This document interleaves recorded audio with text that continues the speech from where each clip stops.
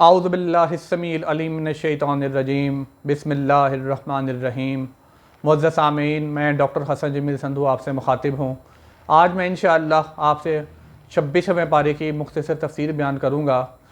اس پارہ میں اللہ رب العزت نے بار بار قرآن مجید کے بارے میں بیان فرمایا ہے کہ میں نے اس قرآن کو وحی کی صورت میں اپنے آخری نبی جناب محمد صلی اللہ علیہ وآلہ وسلم پر نازل کیا۔ یہ کتاب باعث ہدایت ہے، باعث شفا ہے، حکمت کا باعث ہے، اور جو رہنمائی لینا چاہے گا، جو ہدایت پانا چاہے گا، اس کے لیے اس کتاب میں تمام احکامات آیتوں کی صورت میں واضح طور پر کھول کھول کر بیان کر دیے گئے ہیں۔ اللہ رب العزت فرماتے ہیں کہ اس قرآن کو تم لوگ ویسے ہی جھٹلا رہے ہو کہ جیسے کہ پچھلی قوموں نے حضرت موسیٰ، حضرت عیسیٰ اور دوسری قوموں کا اللہ نے ذکر فرمایا ہے، انہوں نے جھٹلایا تھا اور وہ اپنے انبیاء کا مذاق اڑایا کرتے تھے،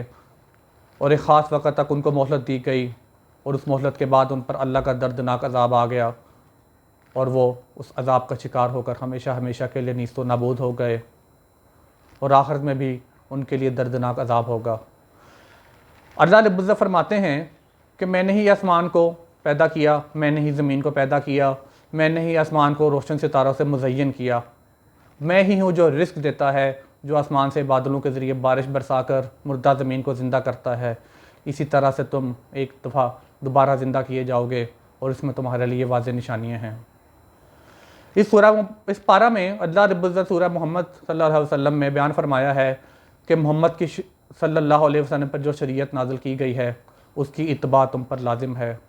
تم پر فرض ہے کہ اگر تمہارے پاس محمد صلی اللہ علیہ وسلم کا پیغام آ جائے تو تم اس کی ضرور پیروی کرو، تم اس کو فالو کرو اور اس کے مطابق اپنی زندگی کو ڈھالو۔ تو جو شخص ایسا کرے گا وہ اللہ تعالیٰ کی جنت کے مہمانوں میں سے ہوگا، اور جو شخص ایسا نہیں کرے گا بے شک وہ گمراہ ہو گیا، اور جو گمراہ ہو گیا اس کو کوئی ہدایت نہیں دے سکتا اللہ کے سوا، اور ایسے لوگوں کے لیے جہنم میں دردناک عذاب ہے۔ اس پارہ میں اللہ رب العزت نے سورہ الفتح میں مسلمانوں کو خوشخبری دی ہے۔ صلح حدیبیہ، جیسا ہم سب جانتے ہیں کہ مسلمان نبی پاک صلی اللہ علیہ وسلم کی قیادت میں مکہ کے سفر کی طرف روانہ ہوئے۔ حدیبیہ کے مقام پر ان کا کفار مکہ سے ایک معاہدہ ہوا جس میں کچھ شرائط آ گئیں۔ اللہ رب العزت کے احکامات کے مطابق، اللہ رب العزت کی اتاری گئی وحی کے مطابق نبی پاک صلی اللہ علیہ وسلم نے وہ شرائط نامہ طے کیا اور دوبارہ آنے کا وعدہ لے کر آپ مدینہ کی طرف واپس لوٹ آئے۔ اللہ رب العزت فرماتے ہیں کہ یہ تمہاری فتح ہے، اور جو لوگ اس بیعت میں شامل تھے جس میں حضرت محمد صلی اللہ علیہ وسلم کے ہاتھوں پر بیعت کی گئی تھی، اور اس حلف نامے کو صحیح مانا گیا تھا صحابہ کرام کی طرف سے، اللہ کہتے ہیں اس بیعت کے اوپر میرا ہاتھ تھا، یعنی کہ اللہ تعالیٰ کی مکمل تائید حاصل تھی، اور مسلمانوں کو اللہ نے سکون دیا۔ اس سے پہلے وہ اپنے گھر جانے کے لیے، اللہ کے مبارک گھر کا طواف کرنے کے لیے بے چین تھے، حج کرنے کے لیے بے چین تھے،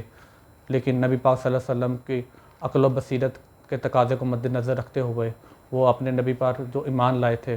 ان کے احکامات کو پوری طرح مانتے ہوئے مدینہ کی طرف واپس چلے گئے، اور اللہ نے وعدہ فرمایا کہ بے شک جلد ہی آپ مکہ کی طرف بھیج دیے جائیں گے، وہاں آپ میرے گھر کا طواف بھی کر سکیں گے اور قربانی بھی کر سکیں گے۔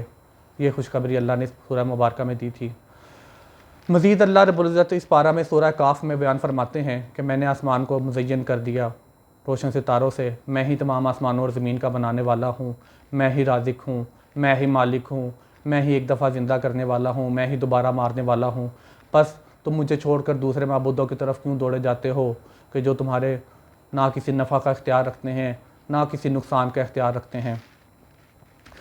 اللہ رب العزت نے سورہ الحجرات میں بہت سے احکامات کا حکم دیا ہے۔ صحابہ کرام کی ایک جماعت جو نبی پاک صلی اللہ علیہ وسلم کے ساتھ موجود ہوتی تھی، ایک محفل میں کچھ ایسے معاملات ہو گئے کہ اللہ کے نبی کو ان معاملات سے تکلیف پہنچی، تو اللہ نے فرمایا کہ تم لوگوں کو چاہیے کہ جب تمہارے درمیان محمد صلی اللہ علیہ وسلم اللہ کے نبی موجود ہوں تو اپنی آوازوں کو نیچا رکھا کرو، اپنی آوازیں ان کے آوازوں سے بلند مت کیا کرو، کہیں ایسا نہ ہو کہ تمہاری آوازیں تمہارے نبی کی آواز سے بلند ہو جائے اور نہ جانتے ہوئے نہ چاہتے ہوئے بھی تمہارے اعمال ضائع کر دیے جائیں۔ اور جو لوگ اپنی آوازیں نیچی رکھتے ہیں اور اللہ کا صبر اور شکر ادا کرتے ہیں، ایسے لوگ اللہ رب العزت کو بے شک بہت پسند ہیں۔ مزید اللہ رب العزت نے بیان فرمایا کہ جب تمہارے پاس کوئی خبر پہنچے تو اس کی اچھی طرح سے تحقیق کر لیا کرو، تحقیق کے بغیر کوئی بھی بات آگے مت پھیلایا کرو۔ ایسا نہ ہو کہ تمہاری لا علمی کی وجہ سے کسی گروہ کو کوئی تکلیف پہنچے اور کوئی نقصان پہنچے۔ لہٰذا ہمیں چاہیے کہ جب بھی ہمارے پاس کوئی خبر پہنچے ہم اس کی اچھی طرح احسن طریقے سے پہلے تحقیق کر لیں، پھر اس خبر کو آگے پھیلائیں۔ آج کل سوشل میڈیا کا دورہ ہے، اس میں بے شمار جھوٹی خبریں، حتیٰ کہ جھوٹی احادیث اور قرآن پاک سے بھی منسوب کی گئی غلط آیات سامنے آتی ہیں، جو کہ لوگ لا علمی میں تصدیق کے بغیر ثواب کی نیت سے آگے شیئر کر دیتے ہیں۔ میری گزارش ہے کہ جب بھی ایسی کوئی چیز آئے تو براہ کرم اس کی تحقیق کر لیا کریں، کہیں ایسا نہ ہو کہ ہم لوگ نیکی حاصل کرتے کی نیت سے کوئی ایسا کام کر بیٹھیں کہ جس سے اللہ رب العزت ناراض ہو جائیں۔ اللہ رب العزت مزید اس سورہ مبارکہ میں فرماتے ہیں کہ مومن مرد اور مومن عورتیں ایک دوسرے کا مذاق مت اڑائیں، ان کو غلط القابات سے مت نوازیں، غلط الفاظ سے مت پکاریں جس سے ان کو تکلیف پہنچنے کا ہو۔ اللہ رب العزت ایسے کاموں سے سخت ناراض ہوتے ہیں، اور اس میں اللہ رب العزت نے ایک انسان کی دوسرے انسان کی عزت کی حفاظت کرنے کی نصیحت فرمائی ہے۔ ہمیں چاہیے کہ ہم بحیثیت مسلمان اللہ تعالیٰ کے بتائے ہوئے احکامات پر عمل کریں، اپنی ساتھ ساتھ دوسروں کی عزت کی بھی حفاظت کریں، کوئی بھی بات پہنچے اس کو آگے پہنچانے سے پہلے اس کے اچھے طریقے سے تصدیق کر لیں۔ اللہ رب العزت ہم سب کا حامی و ناصر ہو، ہمیں رزق حلال کمانے کی توفیق دے،